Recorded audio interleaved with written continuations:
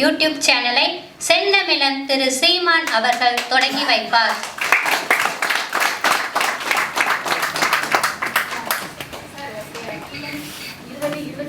சேனலின் தொடக்கமாக உங்கள்கிட்ட நாங்க வந்து ஆரம்பிக்கிறோம். இந்த தொடக்கத்தின் அடையாளமாக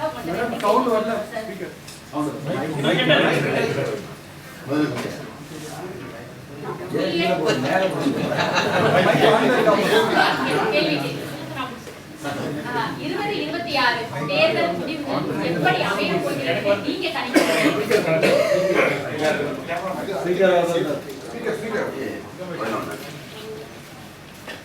கணிக்கிறது இதுதான் எங்க ஐயாவுடைய வேலை.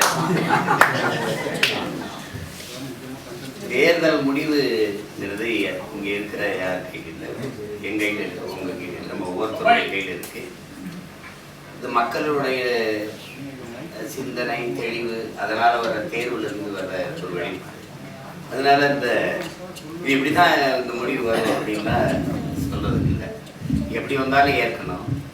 ஆனா நாடு மக்கள் நலன் பேணுகிற, அதையே முதன்மையாக சிந்திக்கிற ஒரு அரசு அமையணும் அப்படின்னா அதுக்கேற்ப மக்கள் சிந்திச்சு வாக்களிக்கணும். வரும்போது நல்ல அரசு அமையும். அதை நோக்கி தான் எல்லாருடைய பயணமும் இருக்குது, குறிப்பாக எங்கள் பயணம் இருக்குது. அதனால் இது எப்படி வரும் அப்படின்லாம் சொல்ல முடியாது. அந்த 26 தேர்தல் எப்படி வர முடியாதுன்னு சொல்ல முடியாதுன்னு சொல்லிட்டீங்க. ஆனால் எப்படி அமையணும்னு சொல்லி நீங்கள் விரும்புகிறீங்க? இல்லை, அரசியல் அப்படிங்கிறது முழுக்க முழுக்க மக்களுக்கான சேவையாக இருக்கணுங்கிறதா. அது நம்ம தாத்தா காமராஜ் அவர்கள் சொன்னது. எங்கள் தலைவர் எங்களுக்கு கற்பித்தது அது மக்களின் மீது அதிகாரத்தை செலுத்துகிற விவகாரம் அல்ல, மக்களுக்கு ஆற்றப்படுகிற தொண்டுங்கிறார். நாங்கள் வந்து எல்லா உயிர்களுக்குமான தேவையும் அதை நிறைவு செய்யும் சேவையும் தான் அரசியல். இப்போ அந்த மாதிரி ஒரு அரசியல் அமைப்பு இங்கே உருவாகணும்னு நினைக்கிறோம். இங்கே அரசியல் வந்து பெருத்த லாபம் ஈட்டும் ஒரு தொழிலாக மாறிடுச்சு. ஏன்னா வாக்குக்கு காசு கொடுக்கறது ஒரு முதலீடு. ஒரு வேட்பாளர் 15-20 கோடியை முதலீடு செய்கிறாருன்னா 150-200 கோடி ஈட்டிக்கிறலாம்னு நம்பிக்கை. அப்போ இது சேவை இல்லை, ஒரு புனித அமைப்பு, ஒரு வர்த்தக நிறுவனமாக மாறிடுச்சு. இங்கே கட்சிகள் எல்லாம் எப்படின்னா பொலிட்டிக்கல் பார்ட்டி எல்லாமே ஃபேமிலி ப்ராப்பர்ட்டியாக மாறி இருக்குது. அதில் போய் மக்களுக்கு இங்கே சேவைங்கிறது ஒரு வெற்றி சொல்லாயிருச்சு. இங்கே எப்படின்னா கட்சி அரசியல், தேர்தல் அரசியல் இருக்குது, மக்கள் அரசியல் இல்லை.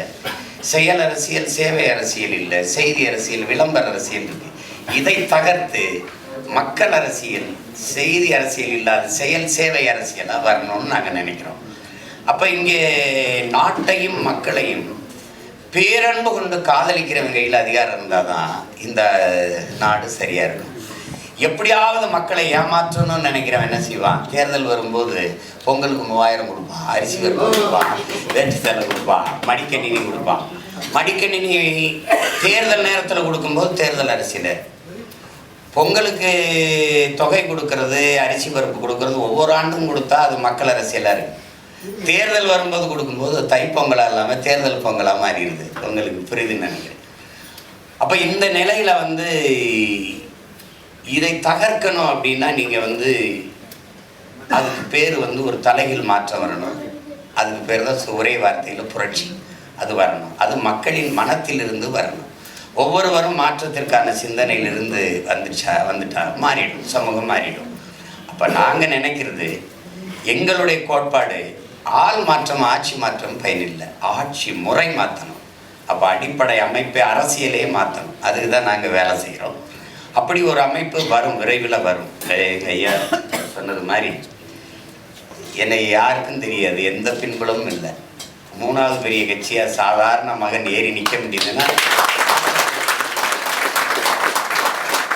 நீங்கள் சாதி சொன்னீங்க, மதம் சொன்னீங்க, சாராயம் கொடுத்தீங்க, பணம் கொடுத்தீங்க, சலுகைகளை சொன்னீங்க, எல்லாம் சொன்னீங்க. அதையும் தாண்டி ஒரு புது சின்னத்தை தேடி எங்களை தேடி தேடி என் மக்கள் வாக்கு செலுத்தியிருக்காங்கன்னா இங்கே மாற்றத்தை விரும்புகிற மக்களின் எண்ணிக்கை வளர்ந்து கொண்டு வருது. ஏன்னா என் மக்கள் மகத்தானவர்கள், அவர்கள் உண்மையிலே நல்லதை தேர்வு செய்வார்கள். நீங்கள் யாருமே எது ஒன்றும் நல்லதை தானே விரும்புகிறீங்க. ஒரு கடைக்கு போனால் இந்த புடவை நல்லா இருக்குது, ஒரு கடைக்கு போனால் இந்த உணவு சுவையாக இருக்குது.